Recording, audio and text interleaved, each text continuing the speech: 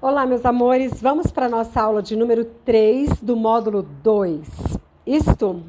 Aula 3 do módulo 2. Nós vamos conversar um pouquinho a respeito das possíveis consequências, né, quando existe o histórico do abuso sexual e do trauma em função do abuso sexual. Vejam, nós vamos compreender na aula de traumas, daqui a pouco, que o trauma ele vai acontecer quando aquele conteúdo excede, quando aquela criança ela não dá conta de elaborar aquilo que aconteceu. E este material que não é elaborado, ele pode tomar vários caminhos. Pode proporcionar para essa criança um prejuízo maior, trazendo aí para essa criança uma psicopatologia, e pode trazer uma psicopatologia grave, mas as psicopatologias mais graves é como uma receita de bolo, que você precisa de vários ingredientes para formar aquele bolo. Uma coisa por si só, um ingrediente por si só, não forma o bolo. Então, nós temos aí nas psicopatologias mais graves alguma propensão genética, né? Nós vamos ter aí mais ou menos uma questão relacionada à idade que acontece o trauma, e vamos ter também o tipo de trauma. Então é mais ou menos assim. Se caso coincidir que tudo isso aconteça na mesma pessoa, ela pode desenvolver uma patologia mais grave. Quais são as patologias mais graves que podem acontecer quando o abuso sexual na infância ele é um destes ingredientes? É o transtorno borderline. Transtorno borderline é uma patologia em que esta pessoa ela está entre a neurose e a psicose. Não existe cura para essa doença, infelizmente, para essa patologia. Mas a pessoa ela precisa manter-se em permanente tratamento, tanto de medicamentos, da farmacologia, quanto das terapias. Para quê? Para que ela tenha qualidade de vida, para que a doença não acabe progredindo, que ela fique ali estagnada onde ela está. Então, existe um índice muito alto entre as pessoas que sofrem de transtorno borderline e sofreram o abuso sexual na infância e possuem o trauma do abuso na infância, tá? Infelizmente. Eu, particularmente, eu já atendi muitas pessoas com transtorno borderline e todas elas possuem um histórico de abuso na infância, abuso sexual. Agora, vale ressaltar que não necessariamente o abuso sexual com penetração, com relação sexual. Mas eu falei para vocês de uma paciente em que ela viu os pais tendo relação sexual. Ela assistia vídeo, uma pessoa colocava vídeos para ela de abuso sexual, não, colocava vídeos pornográficos em que havia relação sexual. Essa criança não tinha mecanismos ainda para lidar com essa informação. Transtorno bipolar, nós temos pessoas com um índice muito grande que sofrem de transtorno bipolar e passaram pelo abuso sexual durante a infância. Transtorno dissociativo de identidade, ele é mais conhecido como personalidade múltipla. É aquela pessoa que ela age de forma diferente, em situações diferentes e não lembra de alguma coisa que aconteceu enquanto ela estava agindo de outra forma. No Brasil não é muito comum essa patologia, mas nos Estados Unidos ocorre muito, né? O transtorno dissociativo de identidade. Às vezes ela não tem lembranças e agiu como se ela fosse outra pessoa, numa outra situação. O índice de depressão muito alto entre pessoas que sofreram abuso, o estresse pós-trauma, o transtorno de pânico, as histerias, as fobias. O medo é uma coisa. Eu tenho medo de cobra. E quando eu vejo uma cobra, eu procuro me afastar. Mas se eu tiver fobia de cobra, eu não suporto estar folheando um livro. E ali, se eu ver a imagem de uma cobra, eu já começo a passar mal. Isso é fobia, né? Então, a fobia é quando o medo é algo absurdo, é algo que não está dentro de uma lógica. As ciclotimias. Ciclotimia é aquela pessoa que de manhã ela está com humor, à tarde ela está com outro humor, à noite ela já está completamente diferente. Ela muda, né, de humor muito fácil. A ciclotimia. E a gente verifica na clínica que muitas pessoas que sofrem de transtorno bipolar também possuem ciclotimia. No transtorno bipolar, a mudança de humor, ela demora. Pode ser meses em um estado e meses em outro estado. Mas na ciclotimia a variação é mais rápida, né? Essa pessoa ela pode ter transtornos alimentares. Nos transtornos alimentares, tanto ela pode ter uma obesidade, algo em excesso, que acaba prejudicando o organismo, como ela pode sofrer de anorexia, bulimia, tá? Que é exatamente a dificuldade em ganhar peso e viver em uma condição em que essa pessoa às vezes até desmaia por falta de energia, porque não come, né? Ou porque vomita aquilo que comeu. Distúrbios sexuais. A quantidade de pessoas com distúrbios sexuais que sofreram abuso sexual na infância é absurda. São pessoas que são aversivas a sexo. Eu quero ministrar uma aula nesse curso somente sobre distúrbios sexuais, porque das dificuldades, né, pós-trauma, vamos dizer assim, o distúrbio sexual é um dos maiores, no caso do abuso sexual. As psicossomatizações. O que é uma psicossomatização?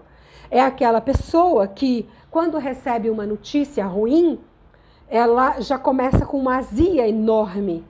E isso pode se transformar em uma úlcera. Dores de cabeça é quando o corpo sente, quando essa pessoa não está bem emocionalmente. Distúrbios do sono e até infertilidade nós vamos encontrar, né? No que diz respeito a comportamentos, nós teremos alguns prejuízos também como consequência. Uso de álcool em excesso, a pessoa começa a beber muito.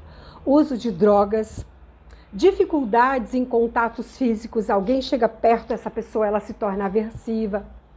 Sentir-se sujo, sentir-se como se fosse uma pessoa nojenta, sentir-se uma pessoa feia, sentir-se inadequado diante das outras pessoas, comportamentos suicidas, autoestima negativa, autoerotização. Vamos conversar também sobre isso, aquela pessoa muito erotizada, né, que se comporta, precisa estar sempre numa posição de sedução, não que ela queira ter relação sexual com a outra pessoa, mas o formato de vínculo é um formato de vínculo sedutor. Inconstância de objetivo, começa uma coisa, começa outra coisa, para. Vejam vocês como é complicado, como é muita coisa, né? A impulsividade, a propensão a provocar abortos, automutilação, o se cortar, ao se bater, a autoagressão, comportamentos compulsivos, né?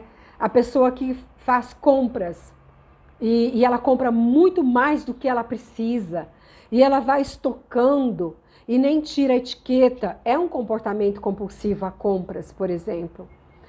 Comportamentos de hostilidade contra as outras pessoas. As emoções mais presentes é a raiva, o nojo, o medo, a tristeza e os sentimentos, sentimento de culpa.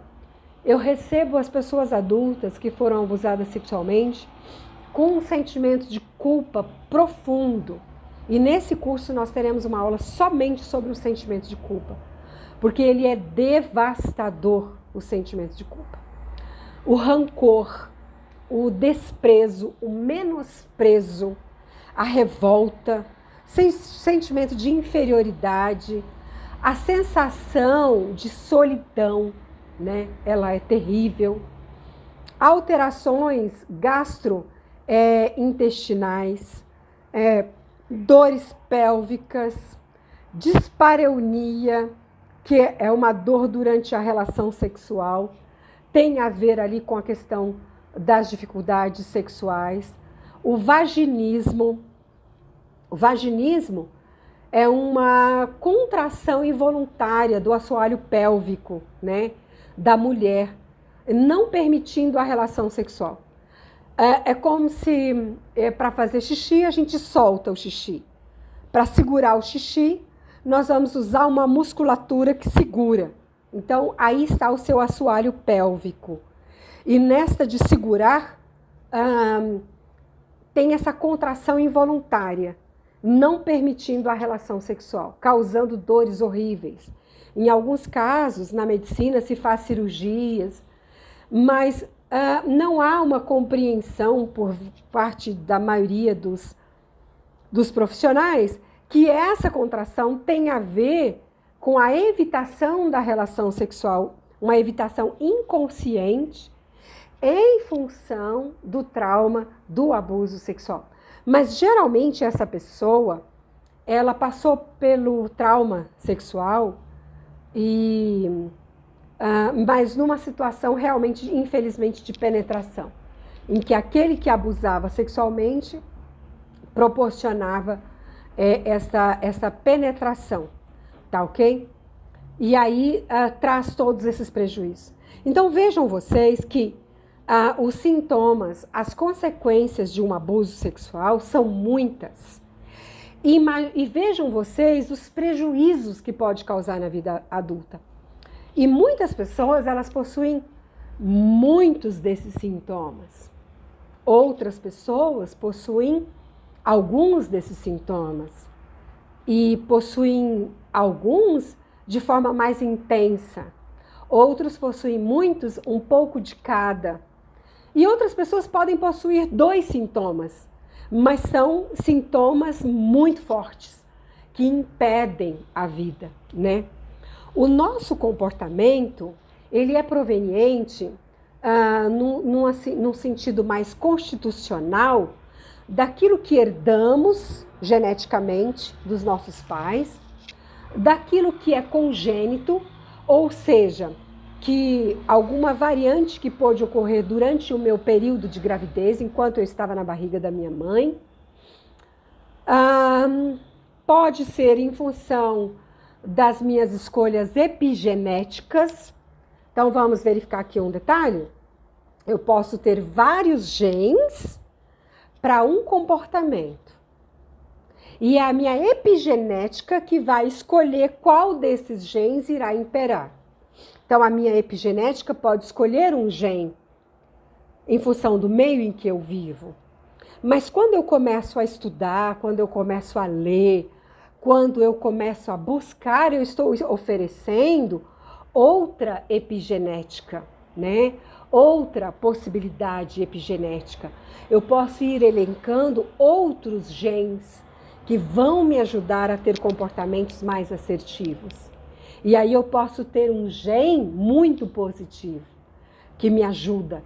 Então, quando eu leio, quando eu assisto um bom filme, quando eu estudo, quando eu faço o curso aqui que você está fazendo, eu estou proporcionando a minha epigenética a elencar genes mais positivos para a minha vida, tá? Eu posso ter também as fixações nas fases de desenvolvimento. Pode ter havido um trauma aos 2 aninhos de idade e eu ficar mais fixado nesse período dos 2 aninhos de idade, né? E aí nós temos também os comportamentos em função dos traumas, né? Que pode ser um trauma terrível, mas também pode ser vários traumas menores que vão compondo essa minha forma de ser. Por isso é que o autoconhecimento é muito importante. Por quê? Porque eu posso mudar. Tem a minha genética, tenho o que eu trago dos meus pais, mas eu tenho várias possibilidades genéticas. E a minha epigenética pode escolher um comportamento melhor, um comportamento ideal. Então, em função disso, eu posso sim lutar por mim. Eu tenho, doutora Sandra, alguns sintomas desse que você disse? Ok, é possível, mas você pode lutar por você. Você não precisa viver o resto da sua vida sofrendo as consequências e vivendo esse sintoma, tá bom? Ó, beijo no coração e até a próxima aula.